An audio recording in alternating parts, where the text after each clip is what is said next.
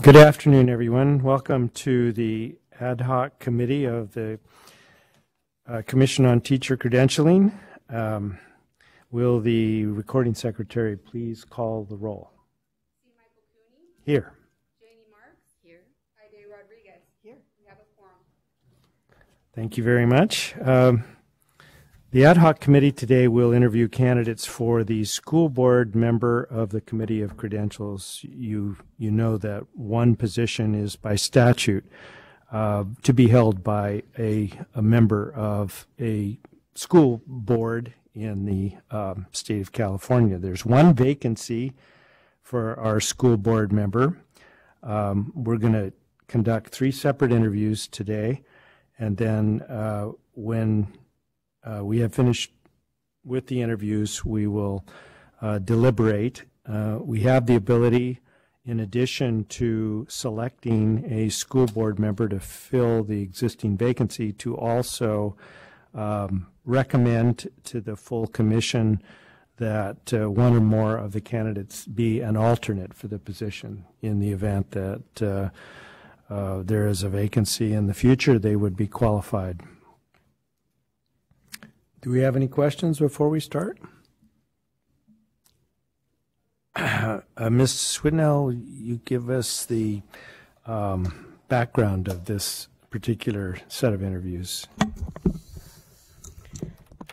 Yes, thank you. So, as you know, you have a vacancy on the Committee of Credentials for school board member, and it is important for the committee to be fully staffed because any absences cause us to have difficulties with maintaining a quorum.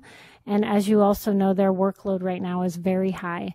So we're very hopeful today that you'll make a recommendation that one of these gentlemen, the 3 gentlemen that you're interviewing, is qualified to serve on the Committee of Credentials. And we're hoping that that person can start in December to alleviate some of the strain on the committee right now. And with that, I believe you have 1 individual who's coming for an in-person interview and 2 gentlemen who will appear telephonically. And I'm happy to answer any questions if there are any before you begin. Commissioner Marks, any questions? Commissioner Rodriguez, No you're an experienced ad hoc interviewer, so I wouldn't expect there to be many. Okay, our first applicant is Ray Prock, Jr. Is Mr. Prock outside, or is he in? He's in the room.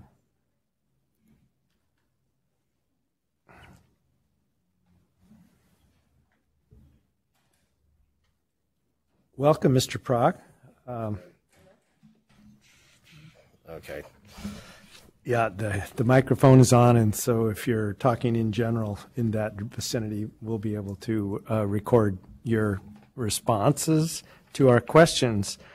I have with me today 2 of our commissioners, Heide Rodriguez on my left. Hello. And nice to meet you too. And Janie Marks on my right. And I am Michael Cooney. I'm chairing this committee today. We have a series of questions to ask you, but we're not limited to those. If you have questions, we're particularly interested in trying to answer those while you're here. Okay. Thank you. Okay, so Commissioner Marks, would you like to begin the questioning? Sure. So, have you worked in a certificated position in the past 5 years? No, ma'am. Okay. And when does your current term in the school board end? When does it expire? 2020. I'm actually under one of the. We had to extend our term to change over to the even year elections to meet the new law that passed. What was it, last year or the year before? So I'll actually have a 5-year term, and I have 2 years left on that term. Okay. Are you still serving as chair of the board? Yes, I am. Our organizational meeting will be in 3 weeks. This is an odd year with the 1st of December falling on a Saturday. Our board meetings are on the 2nd Thursday of each month, so it'll actually be 3 weeks from now. Normally it happens, we get home from the CSBA conference, which I'll be headed to after this, and our reorganization normally happens that next week, and our reorganization will happen in 2 weeks. So I should be, it looks like I will be terming out as president and going down to the bottom chair on that board and working my way back through, because we have a rotation program set up. Okay. Great, that's helpful. Commissioner Rodriguez. So the Committee of Credentials meets 3 full days per month, with a 4th partial day for preparation. The committee reviews educator misconduct cases to determine whether to recommend discipline on the educator's license. Do you believe you can make this time commitment and review the subject matter? Yes, ma'am. Even though I operate our family's business, it's just an hour-and-a-half drive for me to get here, so it's not that difficult for me to make it to Sacramento. And through the technology that we have nowadays, I can actually, believe it or not, you can stay in touch with the dairy farm of all things, which is what I do electronically. When I was, if you noticed in my resume, I was on the National Dairy Board. I served in that capacity for 6 years. And actually, one of the things I used to equate how much time that took, I achieved 100,000 miles flown a year for 3 years on an airline, because the meetings were in Chicago. So I was able to manage the business and all my affairs at the same time while traveling back to forth to Chicago several times a month. So the 4 days a month, or 4 days here every few months, is not going to be a burden on my time. Okay. When you said that, given the technology, I thought you were going to say that you can milk cows now.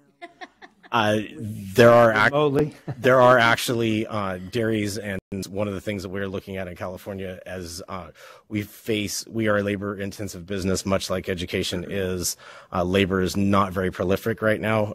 We are actually starting to see dairies in California that are installing robotic milkers, where they're called voluntary milking systems, and the cows will actually decide when they want to be milked. So you do eliminate not having to milk them with a person. So. We'll spend more time on that in a minute. So what has drawn your interest to join the Committee of Credentials? One of the biggest things that has drawn my interest is when I was younger and in high school several decades ago, I was a member of FFA, or Future Farmers of America, and one of FFA's biggest things is living to serve.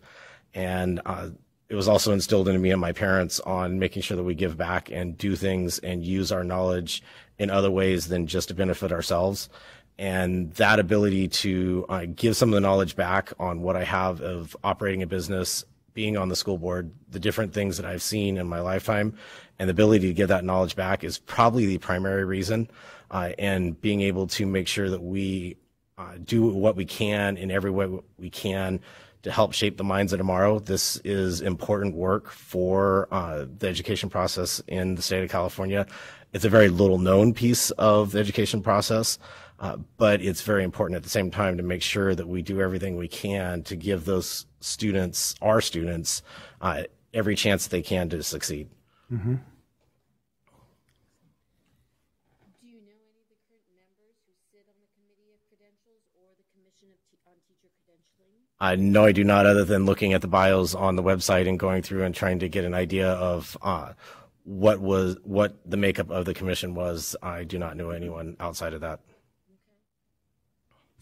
And what strengths or qualities do you feel that you possess that would be an asset to the Committee of Credentials?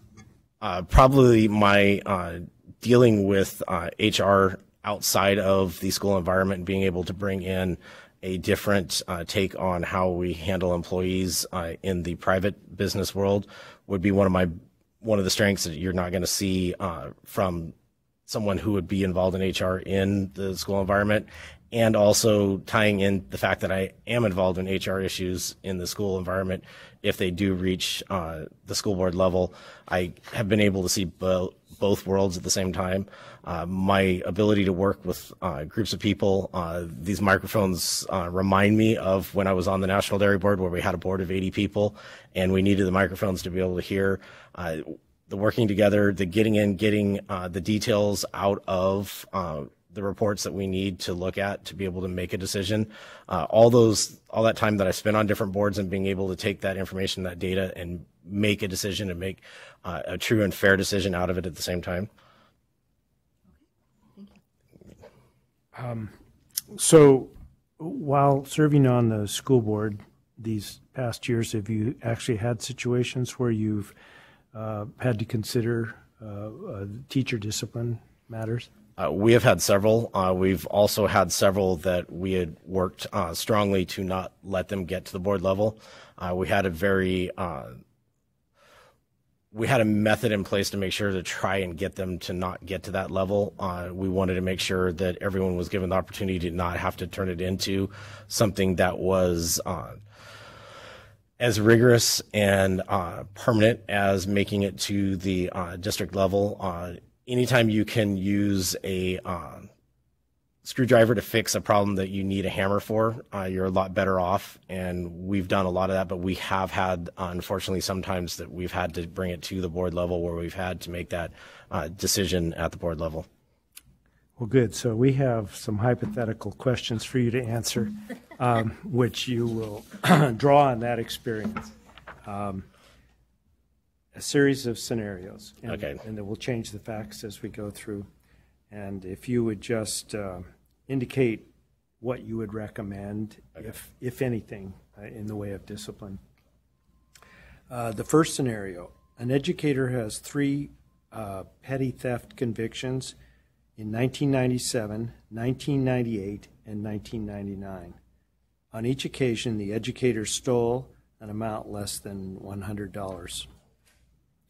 Do you feel as though some discipline against the educator's credential needs to be taken? And if so, what kinds of things would you recommend?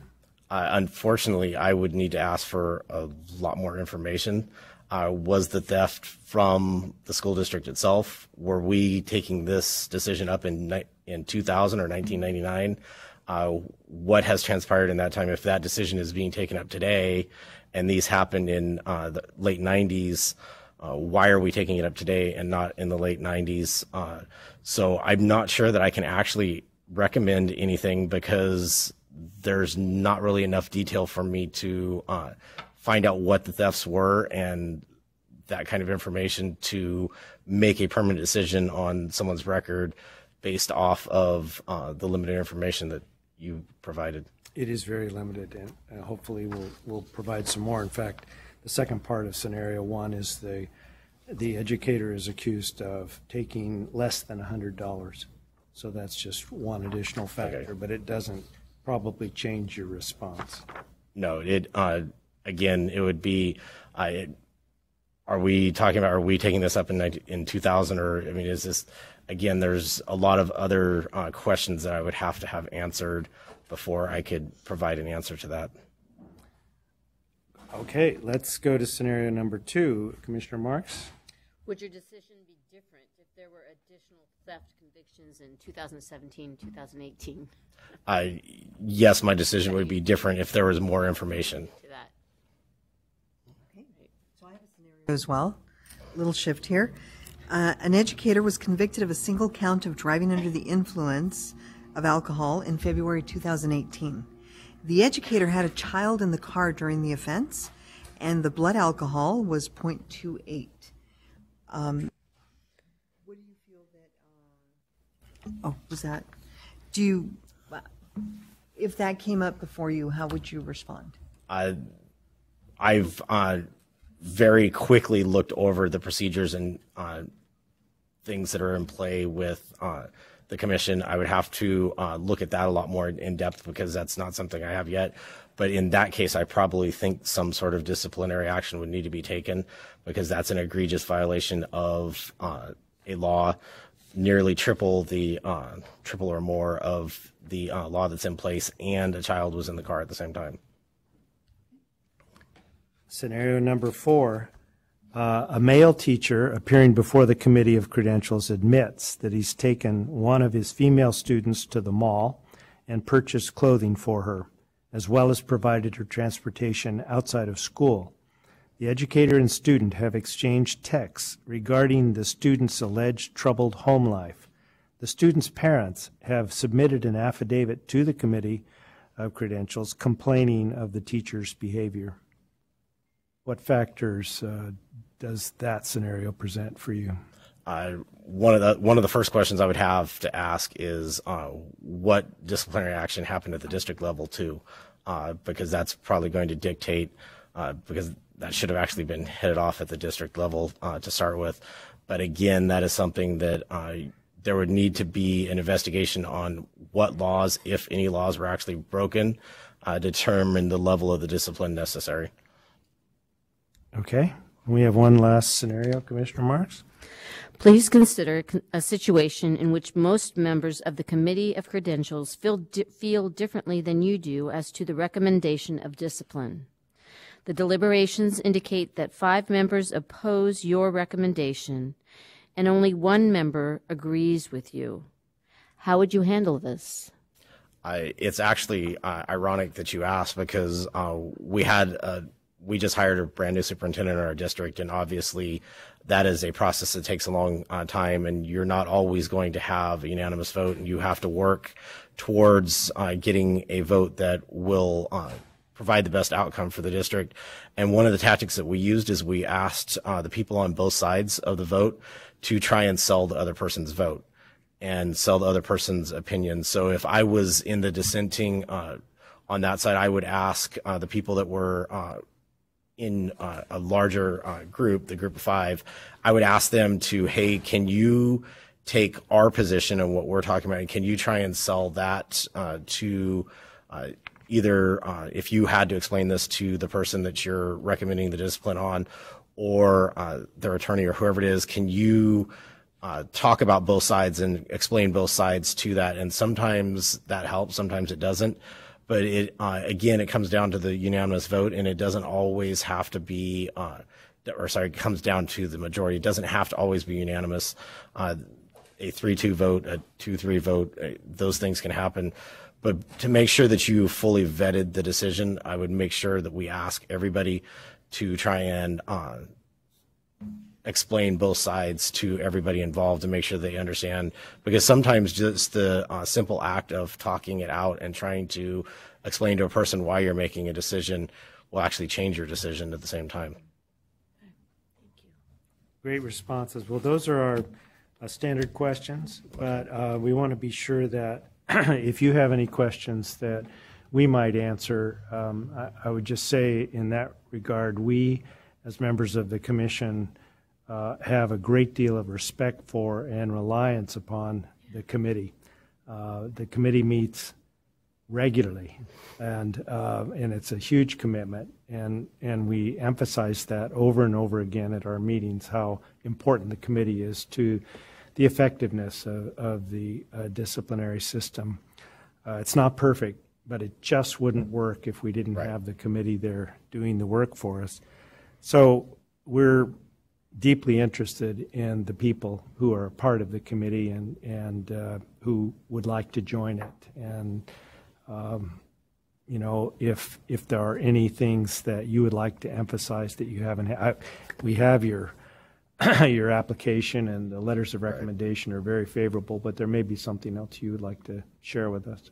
No, just, I mean, I am fairly simple. I mean, it's kind of interesting when most people ask me what I do for a living. I say I'm a farmer, but a lot of people don't understand what farming entails nowadays. And we have to, especially with the labor force that we have, a lot of our labor does not have an educational background. So we have to be educators. We have to be scientists. We have to do a lot of different things, and we have to wear a lot of different hats. And that's one of the things that probably a lot of people don't know about we as farmers, but we're also tenacious. We dig our heels in and get the job done to get the job done. And that's one of the things that this committee has, as we heard, has a large workload. It has a lot of important work to get done, and that's one of the things that I think is probably one of my bigger strengths, is the ability to get the job done. Over the last weekend, over Thanksgiving weekend, I was actually cleaning gutters on the thousands of feet of buildings that we have on the dairy because I needed to get the job done in a time span. And, you know, head cold, not Thanksgiving, not, you just go get the job done, and you don't really ask for a lot of thanks and reward for it. We know it's important. We know it needs to be done. And that's one of the things that we do. We just go get the job done, and we don't need a pat on the back for it. We just, again, do the work that needs to be done. And I think that's a lot of what this committee would be doing. Does the work that needs to be done, doesn't ask for a lot of accolades, because the work that's being done, unfortunately, leaves an impact on someone's life and potentially someone's career and their ability to earn an income. It's a lot like law enforcement or police work, or being in the judicial system. You end up making a decision that can impact a person's ability to provide for their family the next day, and that's where it takes a lot of knowledge to be able to make that decision. And that's why some of the questions you asked and scenarios you asked, unfortunately, to affect someone's life, you just could not make a decision off of some of that, which was a little bit of hearsay and a little bit not quite fully investigated from what I would be asking. Of course. And Ms. Whitnell. Grab this over here. I just wanted to clarify, the committee doesn't meet every few months. It meets 4 days every month. Is that okay? Yeah. Is that something that you would, and I'm sorry, but we have Ms. Kendall as the committee coordinator, and she just heard that you would be available every few months. And I just want to make clear that it's it's a 4-day commitment each month. And I just want to make sure that is okay. That's okay. I was hoping that's exactly what it was. Yes. We didn't want you to leave and not be able to ask you. Right. So if I could provide some insight into Ray Proc's week this week, Ray Proc just left the first ever California Dairy Sustainability Conference over at the Sacramento Convention Center. Our high school football team, we are a district that is struggling with a lot of inter-district transfers, a lot of them to the large district next to us. When I graduated from Denera High School, there was 300 students in the high school. 26 years later, there's still 300 students in the high school, even though our town has grown because we have that many inter-district transfers. We have a lot of inter-district transfers for athletics, so we can go to the school down the road that a NFL quarterback went to, because that school supposedly made the NFL quarterback. Well, the two big schools next door to us are football powerhouses, and they're not playing football anymore. Our football team this last Saturday won the section championship, and Sunday morning we found out that we're hosting a state championship game Saturday at home. And we're also trying to go to the school board is trying to be at the CSBA conference at the same time. So Ray Proc's week is a little bit convoluted this week, and it's one of those weeks that it happens about once a year that everything gets convoluted. It's not always like that, so I apologize for misspeaking. Oh, that's okay. We just wanted to be clear before you leave, to make sure that you are up for the time commitment. Well, I know we'd be taking away from the cows to a certain extent, but I do feel if you are able to be a part of the committee, you'll find it to be very rewarding work. One of the things that a lot of people don't understand about, and I didn't understand it, my job as a dairy farmer has actually changed in the last 20 years that I've been home on the family dairy. I spend more time in an office than I do with the cows because of the regulatory environment that we have, a lot of the financial things and those kinds of pieces of the business that weren't there 20 years ago. So I spend more time looking at computer monitors than I would have before. If I was to tell someone that my office on the dairy has 2 computers in it alone and one of them has a 50-inch monitor, they're probably not going to realize that the dairy is what it is.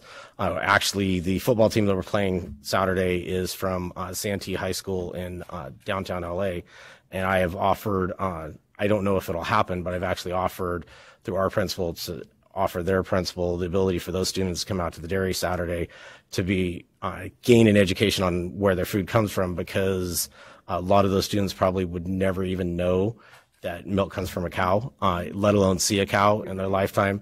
And that's part of this education process, because if I have a saying, if you're not uncomfortable, you're not learning. So you need to always be asking questions or be uncomfortable to degree, so you're always learning and advancing in life. Even at an age in my mid-40s, I always want to be learning something and moving forward and keep adding that knowledge. Unfortunately, I have a soft spot in my heart for education, because I became bored in college and took a dairy science degree, and it was something that wasn't challenging to me. And that's why I didn't finish college, was because I wasn't challenged. And that's why I want to make sure that we challenge every one of the students that we come into contact with. Their young people at the same time. Our district is taking back some of our special education services and adding transition services, so we can service those students that are our students and not have to have them go to a regional provider. Those are the kinds of things that make us tick, because we want to educate all of our students, not just some of our students. And it's that same piece that would be involved here, because this is still a piece of what touches students' lives, because that's ultimately what matters, are the students. It's not us that matters. It's what happens in those classrooms every day and on those school campuses. That's what matters. Well, we very much appreciate the time you've given us today, and we will discuss the applications in a little while, and then we'll be in touch with you regarding your own position, and we have the ability to not only fill the current vacancy, but also to designate alternates for future consideration. Okay. So Thank that's you. our intention. Well, and thank you for your time. I believe you have a 2-day meeting on top of this that you have. You had to come in early for this, and I know you traveled from as far south as you basically can travel to make it here. She does. She does that. Well, I every- traveled 4 miles. Thank you. Thank you all. All right. Nice to meet you. Nice to meet you. Nice to meet you. Saturday. Is the game Saturday? Yes, sir. Good luck. Good luck. Good luck. On a grass field. Yeah, real grass. Real grass field, and it's supposed to rain Oh. all week long. So we'll see. It'll be interesting. Bye-bye. To ask him about cows. Yeah, I know. Do they really sleep 20 hours a day? I know all these cow questions. Okay. Yeah. Michael said we had to be professional. That's exactly right. We were wobbling on the edge of a propriety. But that takes commitment.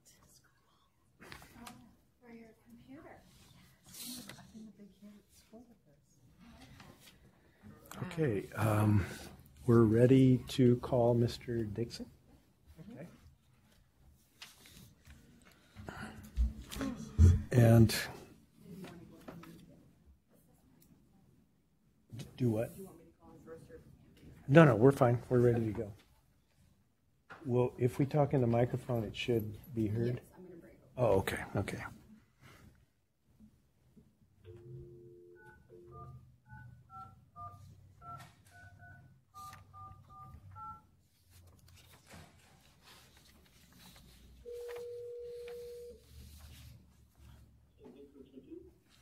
This is Kristen with the Commission on Teacher Credentialing.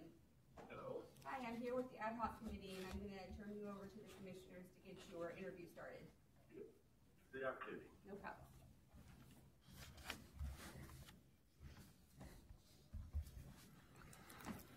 Hi, Mr. Dixon. Can you hear us okay? Beg pardon? Can you hear us? Yes. Okay. I hear you pretty well. I'm in a place where hopefully we won't be disturbed.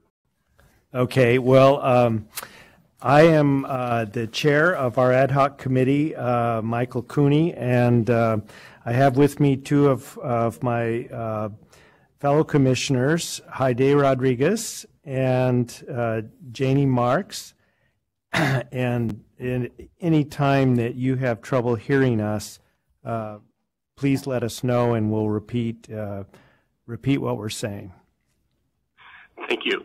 Okay. We have your resume. We have gone through that, and also your letters of recommendation, all of which is very impressive.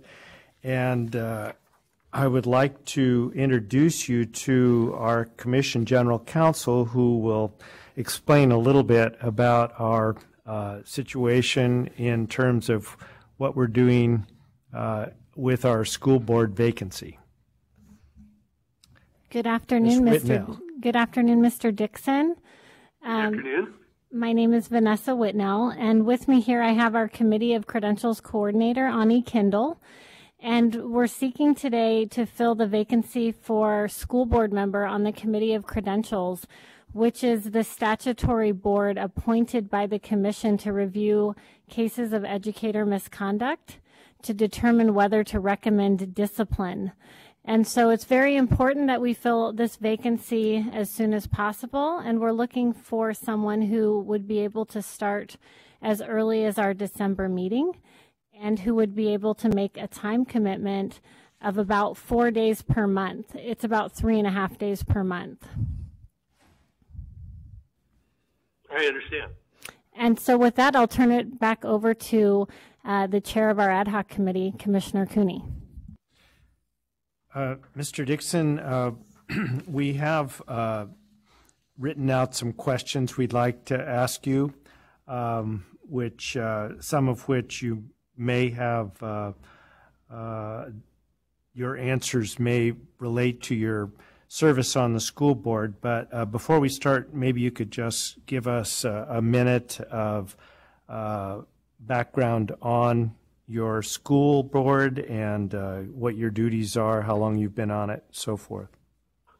All right, very well. Yes, that's timely. I'm currently here as a member of the Delegate Assembly for the School Board Association. I've been in that capacity for about 3 years. And I've been on the school board in Murrieta, Valley Unified School District, for about 20 years. I was initially appointed to fill out an expired term, and have been elected subsequently a couple of times without opposition. So I've had a great relationship with the school board. I probably should add that I say this with a smile. 45 years ago, I married a little school teacher, and I've been homeschooled ever since. But my wife, Susan, has had a full legal or education career, and I've been homeschooled, like I say, and advised in a lot of those issues, or at least they're family issues as well. And so my school board service, I've been board president, I think, 2 times already, and I think one of these days I may be doing that again, depending on the time commitments. This is something I know would take some precedence, and so my current term doesn't expire until 2 years from now. Okay. The Committee of Credentials serves a very important role in the discipline process of which we are a part.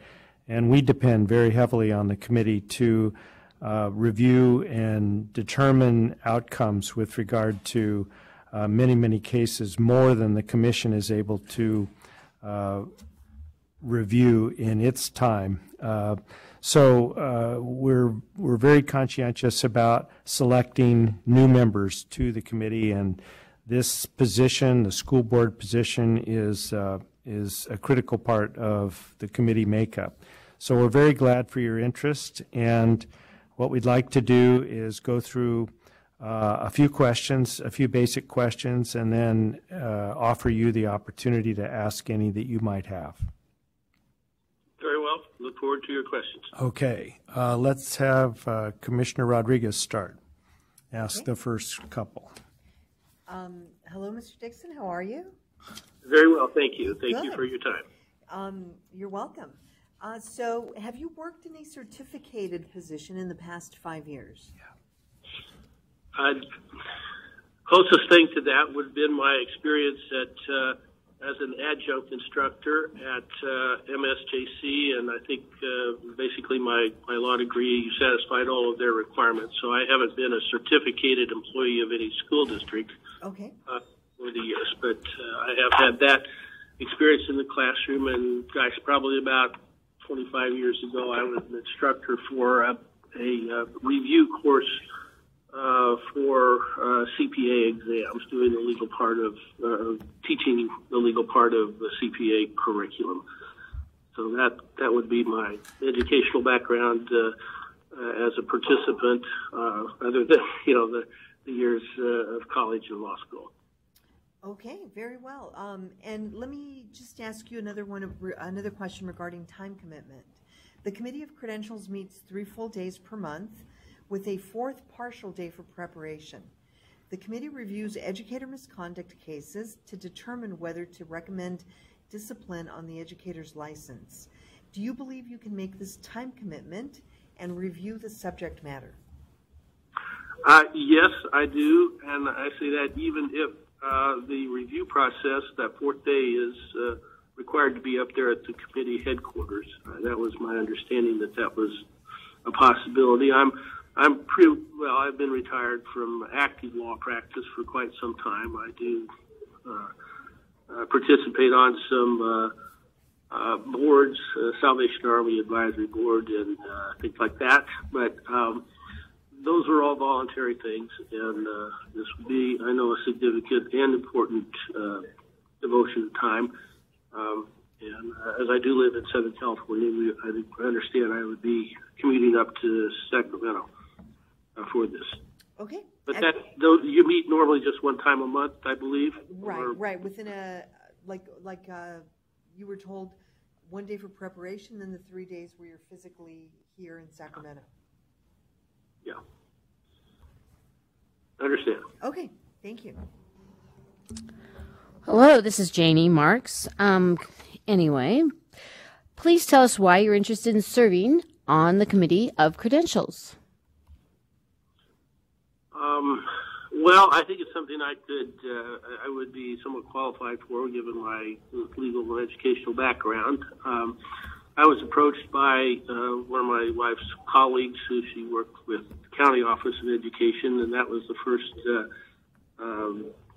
exposure, if you will, to the opportunity up here. Enjoyed being on the school board, understand, and involved in school board activities, as you have learned. And I do appreciate the professional requirements of what we need and demand in the classrooms and in the system. That was a big part of my job for the Department of the Air Force, in terms of resolving cases that misconduct. I should say most of my experience I had very varied experience in the Air Force, so it wasn't all military justice by any stretch. I was involved in government procurement primarily, but everything from contracts to utilities, environmental, and space law. So a varied background of issues, all of which require dedicated professional service to be done right, and I think I do appreciate fully the importance of professional conduct in something as important as classroom teachers and folks involved in educating the upcoming generation. Thank you. Mr. Dixon, I have a couple of questions. First, an issue that we need to satisfy in terms of qualifications. Do you know any of the current members who either serve on the committee or the Commission on Teacher Credentialing? No, I don't believe I do. I know someone who, a colleague of my wife's before she retired, who said she was not involved in the discipline part, but in teacher credentialing. I'm familiar with the process of, through my wife's service, where she did professional development and beginning teacher qualification. So I know there's a long process. I know a lot of dedication and time and effort goes into getting that qualification, and I know it'd be very important to people that the issues that you all are resolving. Does that answer your question? Well, I was asking a fairly narrow question, which is, do you know any of the individuals serving on the committee or the commission at this time? No, I don't believe I do. Okay, perfect. What strengths or qualities do you feel you possess that would be assets in serving on the committee? Well, my professional work has always involved, judgment and facts determination, as well as legal issues and proper procedures, opportunities to be heard, process, due process, and those things are the lifeblood of the legal profession, and I feel like I have experience along those lines. Just the importance of what public education is about, and having qualified and people of integrity involved in that. Good. What we'd like to do next is to present a series of scenarios for your consideration. And there's no right answer, of course, but give us your thoughts if you were a member of the committee and faced with that scenario, what kinds of things you would be looking for. Commissioner Rodriguez will begin. Okay, so here is the first scenario. An educator has 3 petty theft convictions, one in 1997, the other in 98, and in 99. On each occasion, the educator stole an amount less than $100. So how would you proceed with that information? Would this matter be coming to the commission now? I think you said late 90s, 18 years ago. How fresh would these be? Would be a factor I'd be interested in. Petty theft is, it's not a felony, but it is certainly an indicator of integrity and would be evaluated on a case-by-case basis as to the possibility that would be repeated. Also, even petty theft could affect someone's reputation in a community that could be very important to the other stakeholders. I think it would limit to a degree because of its repetition, putting them in a position where they would be tempted to financially advantage themselves at the expense of the organization and potentially harm even parents or students. Okay, thank you. I'll go ahead and ask you sort of a follow-up to that. Would your decision be different if there were additional theft convictions, one in 2017 and another in 2018? Yes, very definitely. Those would be evidence of a continuing problem and fresh infractions that would weigh heavily with me. Okay. I have a different scenario to present to you. An educator was convicted of a single count of driving under the influence of alcohol in February 2018. The educator had a child in the car during the offense, and the educator's blood alcohol content was 0.28. How would you proceed with that scenario? Well, there are two I would pursue with that with any case of evaluating testimony and perhaps character issues that might be raised for or against the individual. That's a very high alcohol limit. The presence of a child at the time speaks very negatively for the behavior. That would have to be a factor. Candidly, and you didn't mention if there was damage caused or if it was just caught before there was any damage or injuries. That'd be another factor that would be important. Serious offense. I would take that pretty seriously, especially given the emphasis that we try to have on students and the dangers of driving while under the influence of drug or alcohol. Thank you. Okay, scenario number 4. A male teacher appearing before the Committee of Credentials admits that he's taken one of his female students to the mall and purchased clothing for her, as well as provided her transportation outside of school. The educator and student have exchanged texts regarding the student's alleged troubled home life. the students' parents have submitted an affidavit to the Committee of Credentials complaining of the teacher's behavior. The last factor that you mentioned is very serious part of that case. I guess I could envision a teacher judgment being overridden by extreme need for a student to have, kind of fundamental things for a learning environment that were implicated in your question. But when the parents are, this is a youngster who has parents who care about it, so this gets into real sensitive and difficult, serious difficulty for that behavior, especially given the current environment.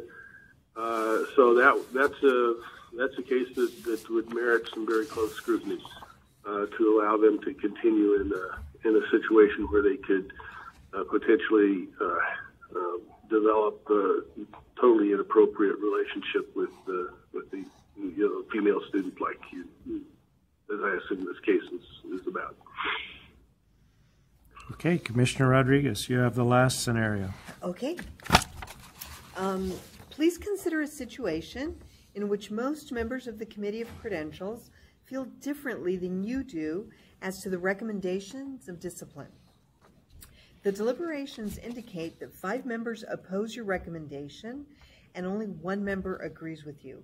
How would you handle this? Well, you have panels and boards for a reason. I've had experiences, judge alone decisions, and I've also had some, things where you're making your case to a bank or a panel.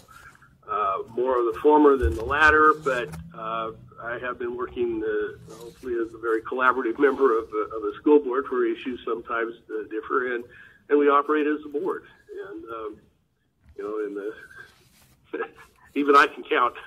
No, I don't want to be flip about that. A minority opinion sometimes become majority opinions, but it would be only appropriate if there was a open and candid discussion that ultimately changed positions to a majority, and certainly you would be respectful of the opposing, or not opposing, but the different opinions, and that's how a sound adjudication would take place in those cases where you have the ultimate decision resting with a group of judges or committees, commissioners, or finders of fact and law. Very well. Thank you. Yes, thank you, Mr. Dixon. Those are all our scenarios. We'd like to offer you the opportunity to ask any questions you might have of us as sitting commissioners or our staff with regard to the position. I know you've looked into it, and your wife is a career educator herself, so it's not like you're coming into something totally blind, but what can we answer for you, if anything? Well, I do take seriously the time commitment. As I've indicated, I have responsibilities as a school board member, but that's hopefully, in any event, a manageable thing. We have some latitude for missing meetings, and this would certainly qualify as a legitimate reason for me to miss a meeting or two.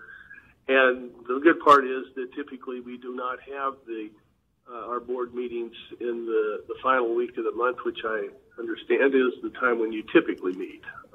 I don't know how flexible your meeting dates are. For example, if you have meetings consistently the third week of the month, that's when we typically have our school board meetings. I think that's probably common throughout, from what I understand, through the state, but that maybe isn't the case.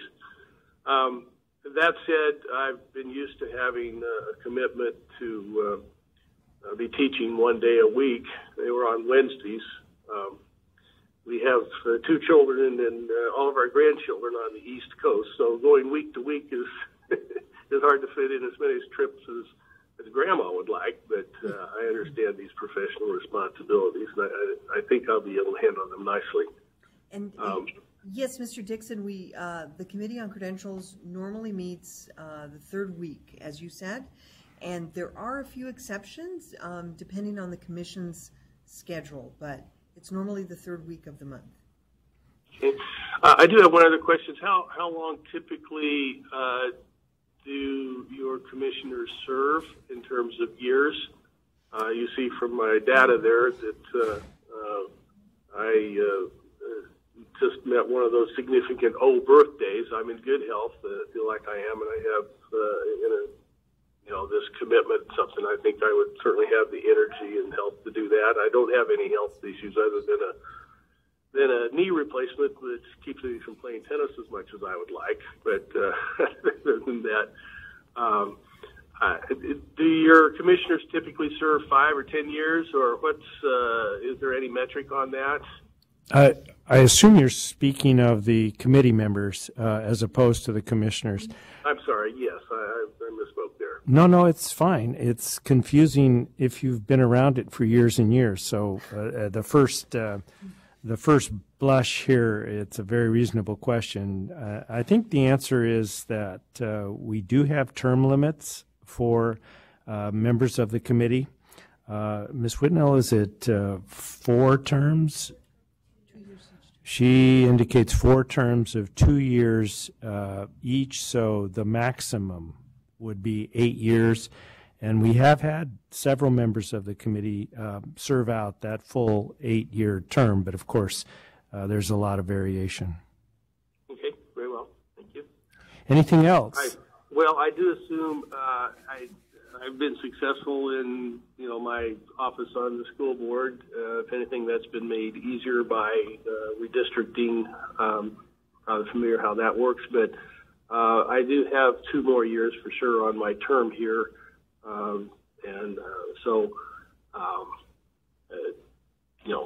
There will be an election 2 years from now that I would anticipate probably still staying on a school board, but that's not then I take it is an essential because this would be a school board member slot for your commission. Yes, that's true, and it may be in conflict with your current schedule on the board. Does your school board meet once a month or more often? We have monthly, 11 times a year, regular school board meeting. We've been a young and growing district, so we've had pretty consistently special school board meetings, but they're earlier in the month than I think your meetings are scheduled for. Okay, well, we need to contact our third candidate and just give you the last opportunity to say anything you'd like us to consider. Well, I appreciate your consideration. I appreciate the important work you do. It's, I'm sure, not pleasant to have to make decisions that change people's lives very significantly, but the safety of the students and the organization to be protected from behavior that compromises it is an important function. I'm used to dealing with those sorts of issues, and I appreciate your consideration. Well, we certainly appreciate your interest in our committee and in the discipline process at the state level, and we want to express appreciation for your service on the school board all these years as well. Thank you. It's been my privilege. All right. Thank you very much. Have a good evening. Thank you. And I'll just wait to hear from you in the usual course of your business. So thank you again for your consideration. You're welcome. Thank you. Bye-bye. Mm-hmm. Bye. Bye now. Daryl has elected to call in, so I'm going to text him now, and then you just hit the Okay. Okay. Do 7:30 stretch. We'll take a little break after we talk Before we with deliberate? yeah. Okay.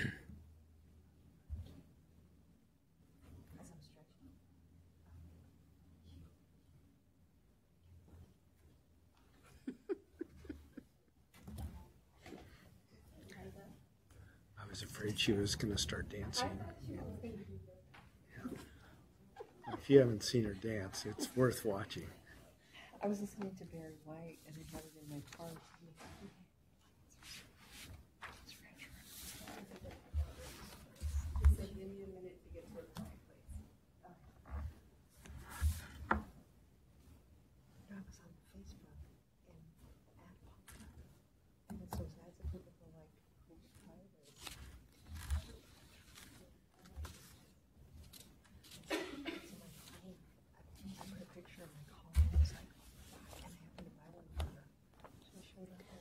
So I live in Daryl Wu's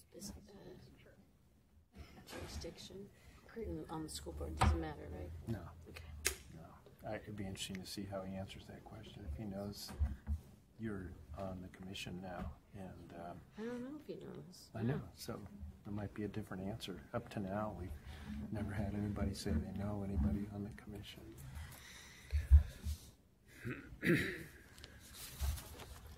I was confused. We'll deliberate, but whether he was available. Yeah. We'll talk about that and get some more clarity from him. Okay. All right. Thank you.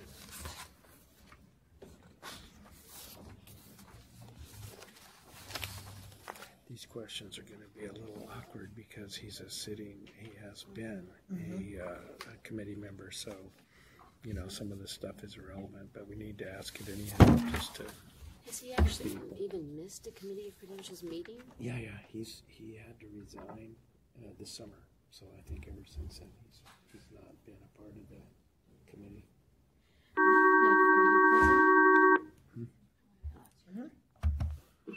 Hello. Hello, this is Daryl Wu. Hello, Mr. Wu. Hold on, let me turn the volume up on my cell phone. He's going to come walking down the corridor. Are you okay? There we go. Can How's you- the weather in Sacramento? So far, so good, but lots of clouds around, and Aye. I think there is some rain predicted in the next day or so. Day or two, yeah. I'm in San Francisco, so thank you for accommodating me. Yes, it's Michael Cooney here, Daryl, and it looks a little bit like deja vu talking to you, though you were here the first time, and I remember the experience very favorably. The interview is a little bit affected by the fact that we're really talking to a very recently experienced member of the committee, so you may or may not have any questions, but certainly we want to give you the opportunity when we're done with our questions to ask any you might have. Okay. Okay? So Yes. we'll just run through. I think you'll remember some of these questions from before.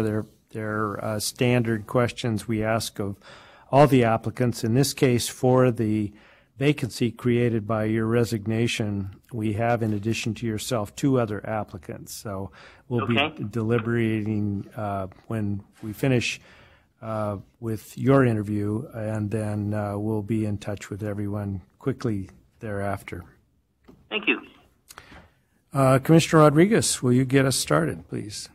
Absolutely.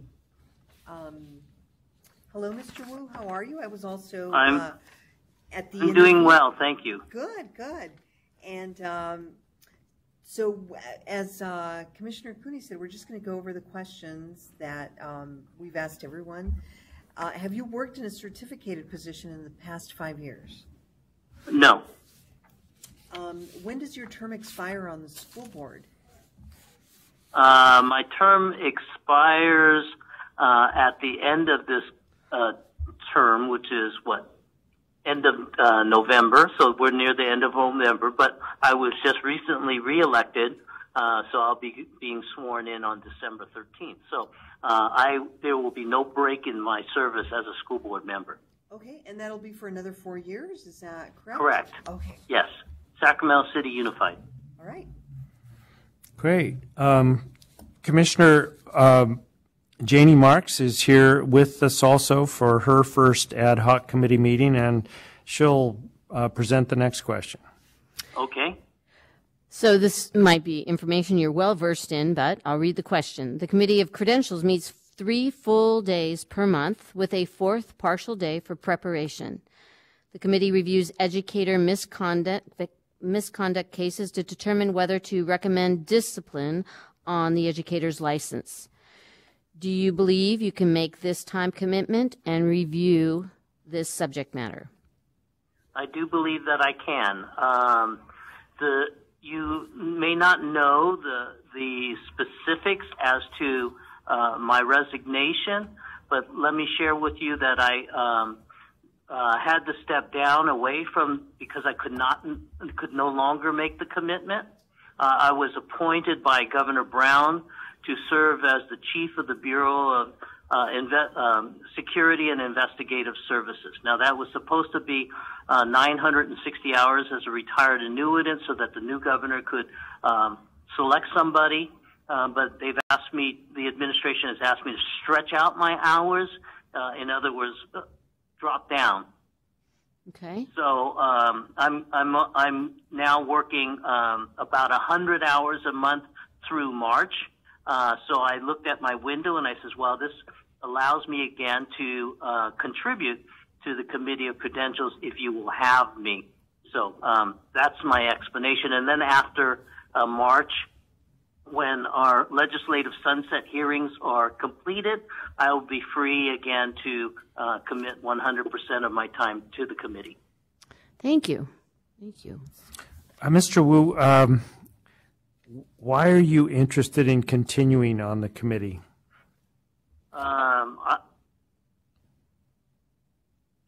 That was the question? Yes. Having served the 9 months that I have, I realized that, number one, there is a great need for the public service to help Commission on Teacher Credentialing to vet referrals to your body. And I am completely impressed with the work that the staff does and the other committee members, and I'm so impressed with their dedication. And I hope that my participation on the committee has added value, and if it has, then I would love to continue to serve in that capacity, because I think that the children and our public education deserves that type of attention. Same reason why I decided that I would run for re-election and now I'm happy to be serving my 3rd term as a school board member at Sac City Unified. Well, we certainly want to take this opportunity to thank you for the time you've already committed to the committee, because we as commissioners rely so heavily on the committee to carry out our duties in the discipline area of our work. And the committee it's just beyond comprehension that they can cover as many cases as they do. And your 9 months with that job is already a great service, not to mention your school board work. So congratulations on your reelection. Thank you. I'm not going to really ask you to answer the next standard question, but I'll read it anyhow. Do you know any of the current members who sit either on the Committee of Credentials or the Commission on Teacher Credentialing? I don't know the latter, and I hope that those who I've served with before will still remain or are still on the committee. Okay. Commissioner Rodriguez. Yes. So what strengths or qualities do you feel that you have brought to your service to the Committee of Credentials? I hope that my 25 plus years of service to the state of California as an attorney has helped me ask the right questions and look to make sure that I have before me all the relevant facts before I opine and render a decision on each case by case. So I think that's my strongest strengths. And my second strongest, I think, is the ability to listen and to try to poke weaknesses in both the respondent's case or the complainer's case. Excellent. Thank you. You know, we have next and last in terms of the interview questions, a series of scenarios. But I don't think we, unless council overrules me, I don't think we need to take the time to go through them. You have been through all the scenarios presented during your 9 months. And I remember the DUI question. Yeah. Would you like to answer it differently than you did before? No. I was hoping that I could remember what I answered last time. But I remember asking the question, what date are we talking about? Exactly. Because I remember there were several DUIs over a long period of time, and I was thinking, is this a trick question? Yeah. Well, we started with old convictions, then we added some recent ones, and then the third scenario we put the certificate holder in a vehicle with a high blood alcohol level and a child in the car. So those are the three scenarios, and you can tell what we're trying to get at, and probably have heard way too many DUA cases in your 9 months. Unfortunately, I have. Yeah. So, Ms. Whitnell, do you feel like we need to go through the scenarios? I don't think the committee feels that we need to, but if you think we should, for fairness, we'll ask the questions. I was hoping that you would take the recording from last time and just. Are you providing a solution, counsel? I can't. Did we ask the same questions last time? Yes. Okay, and you answered them last time. And I don't recall whether we asked the same ones, but I think if the ad hoc committee is comfortable in remembering your answers from last meeting, although Commissioner Marks is looking at me, so I think Commissioner Rodriguez and Commissioner Cooney were here during your interview. So I would leave this to Commissioner Marks to determine whether you need to hear answers to those questions, since the rest of us were present during that last meeting. Sure. Well, I think in fairness it would be. Yes. Okay. Sorry. Would you like to hear the answers to either of the last two? I would. Just Okay. for understanding the Fire away. And Commissioner Rodriguez is pointing out that two of the questions are different. So I think these two are. they are, and I believe we added those. So, Mr. Wu, my apologies, but here you go. Okay. Oh, I get the good one. A male teacher appearing before the Committee of Credentials admits that he has taken one of his female students to the mall. Wait. Could you slow down a little bit? Sure. A male teacher appearing before the Committee of Credentials admits that he has taken one of his female students to the mall and purchased clothing for her, as well as provided her transportation outside of school. The educator and student have exchanged texts regarding the student's alleged troubled home life. The student's parents have submitted an affidavit to the Committee of Credentials complaining of the teacher's behavior. How would you respond? That scenario sounds familiar. First of all, I need to know more about both the male teacher and the age and the grade of the female. I want to continue to discover what the nature of transportation. First of all, on its face, it seems like a no-no, but there are a broad range of activities that are included here that would need to be responded to before I would render a decision, because the level of sanctions that can occur to the teacher also range anywhere from a public, for example, to 364 days of suspension, and it depends on the gravity. In my mind, the gravity of the wrongdoing and the underlying factors, including the ages and the grades of the parties involved. Okay, fair enough. Thank you. Would you like to? Sure. Commissioner Rodriguez will ask the final scenario. Okay, so please consider a situation in which most members of the Committee of Credentials feel differently than you do to a recommendation of discipline. The deliberation indicates that 5 members oppose your recommendation and only 1 agrees with you. How would you handle this? Well, I would re-articulate the reasoning for my recommendation, but after listening to my colleagues, I could be persuaded otherwise, and if I'm unable to persuade them, then as we vote as a body, the majority rules.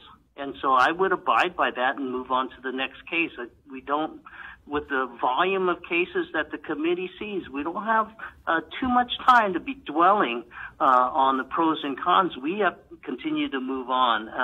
And I've been struck with the sensitivity and the thoughtfulness of my committee members, and oftentimes I may have overlooked some facts or the value of certain things because the other committee members have experience in the classroom. I'm merely a school board member, so I bring to the committee my own experiences, but I never claim to be the know-it-all. Okay, thank you. Mr. Wu, thank you very much for not only presenting your application again, but for tolerating this interview process. It is a factor, an elephant in the room as to the next 4 months and how much time you would have to be able to commit to the committee if you were elected to the vacant position at this point. So I understand. I hope that we would be able to work it out, but I'd like to hear what you think about that. Well, so in having my application submitted, I committed to Vanessa that I could dedicate the 2 full days, the Wednesday and Thursday, to the committee, and of course the prep time before, and maybe as many of the Fridays were a little bit more than half day, I could probably excuse myself for that for January, February, and March. Again, once my legislative hearings are completed in March, I would be free to continue the full week of dedication to the committee. Having said that, because I'm not on the committee as of this moment, I have not made any commitment. I mean, I have other commitments for December, so it would, if I were reappointed, I'd be happy to begin to once again serve in January in that slightly limited capacity. But acknowledging that in April I would be able to give it my full attention. If that's a too great of a hindrance for the CTC, I would love to be considered as an alternate if that's possible. So those are my thoughts, and I really thank you for the opportunity of hearing me out. It's a very important position, and as you well know already, the school board perspective is one that is not only statutorily required, but very valuable to the committee. And I think we're talking about a relatively short bridge of time, it sounds like, but there may be a concern with the quorum requirements in December, so I'll let Ms. Kendall or Vanessa explain what those problems are. Okay. Hi, Daryl. It's Vanessa. I just wanted to see if there would be any exception you could make for December, whether you would be able to commit to any of those days, or is that a complete impossibility? I don't have my calendar in front of me. I don't think that all those days were unavailable. I just didn't think to check it before I came out to speak with you all. I'm attending the California School Board Association Delegate Assembly right now, and so I had to step away from my delegate colleagues to take this interview. So I didn't think to bring my calendar, but I can when I go back to my table, I will pull out my calendar. Be happy to text you back my availability. That would be great. That would be great. Okay. Yeah, we'll send you back into your meeting, and we will deliberate on these issues and the vacancy in general. And so if we had, by the end of our deliberations, your availability for December, that's just one small factor to take into account. Okay. Anything else? I want to thank everybody for the opportunity, and you'll hear back from me shortly. Thank you. Thank you. Thanks very much. Always a pleasure to talk with you, Daryl. Thank you. Bye-bye. All right, bye.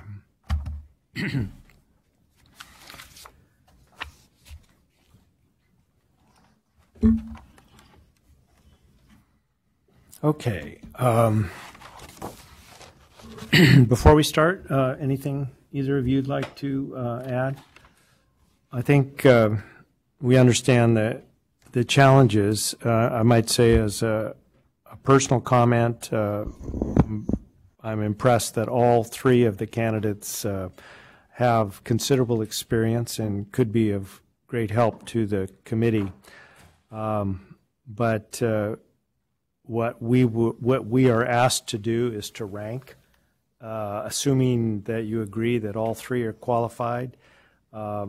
We should recommend to the commission that we have not only selected a candidate to fill the vacancy for their consideration, but also consider the others as alternates if we find them qualified. So what I noticed, I'll just step out in terms of expressing my view. Mr. Dixon, who has a lot of experience, seems to have a direct conflict as to his availability for the third week of the month. That is his regular work on his school board at this point. So I would be inclined to list him for the commission's consideration as an alternate, but as the second alternate rather than the first. I think he's very well qualified, and in other respects, his time would permit participation, but I think it's a real problem we would face immediately in terms of his school board conflict. He's all the way in Southern California, and he can't be in both places, so he acknowledged that he would have to miss school board meetings, and that's not a situation we want to encourage. How do you feel about Mr. Dixon? I thought he was extremely well qualified. I was really impressed with his legal expertise and knowledge that he brought to the table. But the scheduling conflict is not something you can overlook. It's not fair to him, it's not fair to his community, and it's not fair to the committee. So I agree.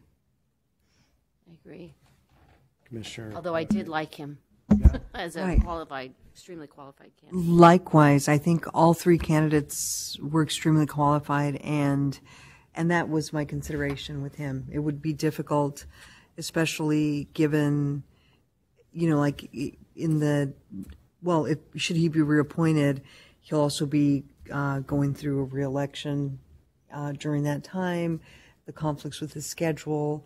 It just seemed like it would be a little difficult for him. So.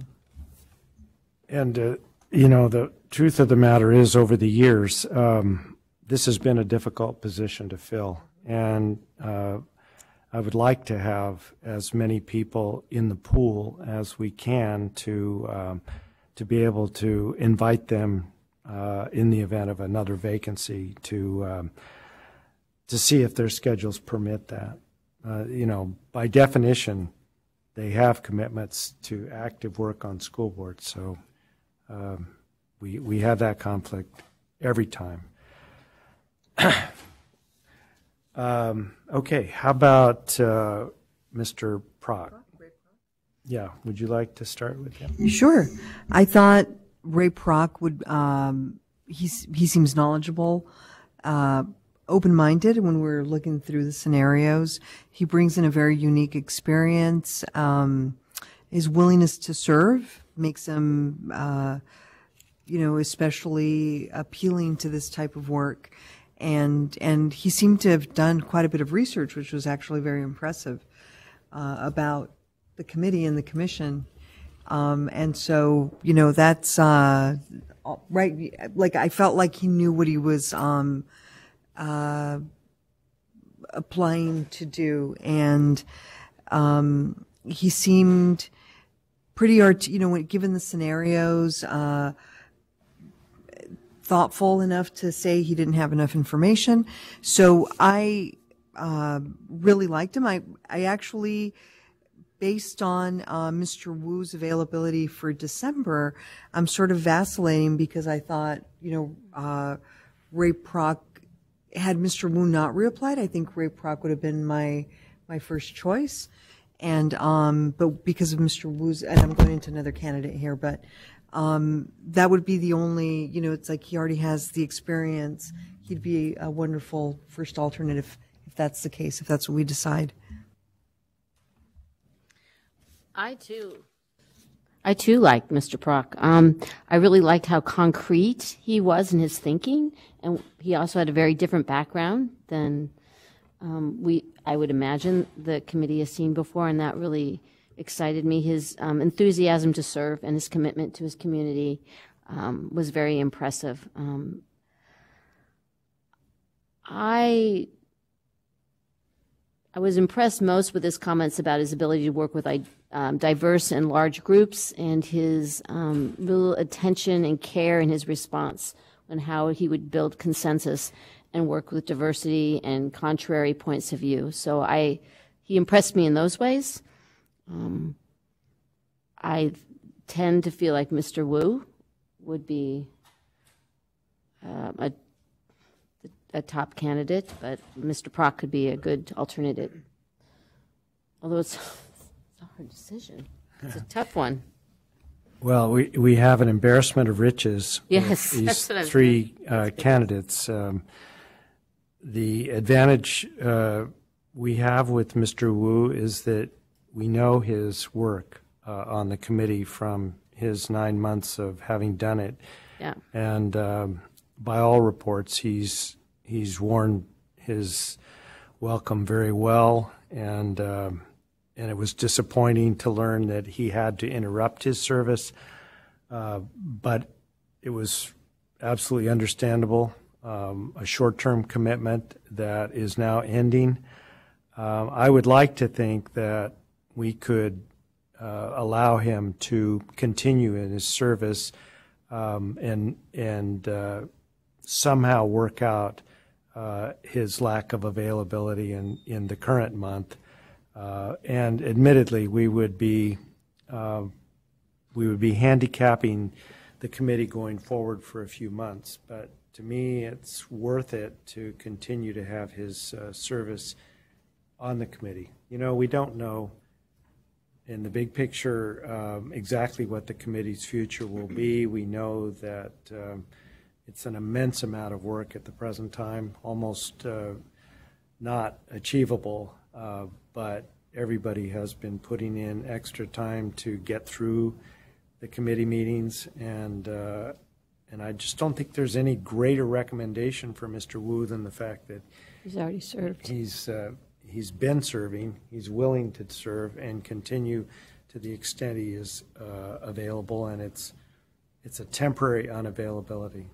So I feel that I'd love to have Mr. Prock remain in the pool and get his services at the first opportunity, if not as a school board member in perhaps a public position. But I think that I think I'd prefer slightly if we could work it out with Mr. Wu to continue his service as the recommendation to the commission. Agreed. Same here. Okay, so I think we're unanimous in designating Mr. Prock as first alternate, and if at all possible in responding to him, we can encourage him based on his interview and his accomplishments for his community and his desire, frankly, to take this work on. I wish we had 2 vacancies for school board people, but Do we share with Mr. Dixon the reasons, or yes, sharing it? Okay. Everything that you're saying, and he'll also receive contact from Kristen, who will convey both an email, and usually we send out a letter as well. So, Well, I consider Mr. Dixon highly qualified for the position. It was just his availability was a concern, was the only concern for me. so we don't usually go into great detail, but they will probably go back and click on this and watch Sure. to see. Okay. And they certainly know that they would not be appointed as an alternate if they were not qualified, because you wouldn't appoint them at all. So we have had that happen in the past, I believe. yes. Where we have not appointed the person to an alternate or a Understood. position. So it's a signal to everyone that they are qualified. Okay. And they are. So, go ahead. And so, like, in the case that Mr. Prock, like a public position becomes available, would he be eligible for that, even if he's a board member? Not a public member position, but Okay. you would if the school board member position went vacant. If you have alternates and they're midterm, then we call them in the order that you ranked them. Okay. And so, like, let's say, for example, he goes through re-election in 2020, doesn't win, becomes a public member. If he's an alternate now, could he? He could apply, and you would have to interview him. Okay. As a Under public. the public member questions, which are a little bit different than these. Okay. All right. As long as he hadn't served in a certificated position, he said no to that. Right. He'd be eligible for that. Okay. Yeah, because he definitely brings some great strength and willingness to serve. Okay. I didn't understand that he couldn't, as a member of a school board, apply for a public position. Is that specific in statute? I believe, and I need to look at the new statute that's effective January 1 that was revised. Right. But I believe, and I'm looking at Ms. Kendall, that it says you cannot have been in a certificated position or a governing member of a board, but I would need to look that up. And my computer has just died on us, so, And that's my remembering the statute as well. I'm not as familiar with the new statute, and so I'm reluctant to make an affirmative. yeah, I also am But reluctant. But that's what I believe is correct. They're set up in a way, the legislature has made that distinction to say, these are school board members, they bring this to the table. These are teachers, they bring this to the table. And these are public members who don't have those connections and bring a different thing to the table. So the logic is that you can't be both. But I would have to go run up and pull out the book to be absolutely positive in my response. The statute until January 1 is exactly what we're saying. He would not be eligible as a public member. But the new statute is something we would have to look at because that's been revised. And that won't be effective until January, though. Okay, well, I think we're ready to vote formally. If one of my fellow commissioners would make the motion formally for the 3 candidates, and we'll have a chance to discuss. So I'd like to make a motion to recommend Mr. Darrell Wu to the commission as the board member, and to have Ray Prock as the first alternate, and recommend Kenneth Dixon as the second alternate. I second that motion. Fantastic. Okay, all in favor of the motion indicate by saying aye. Aye.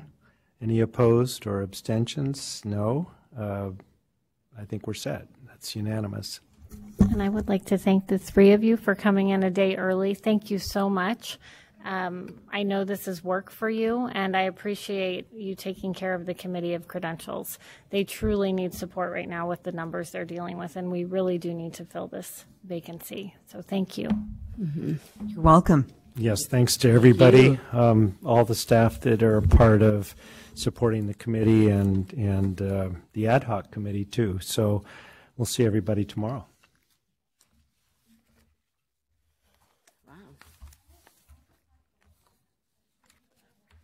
Well, first ad hoc committee down. Yeah.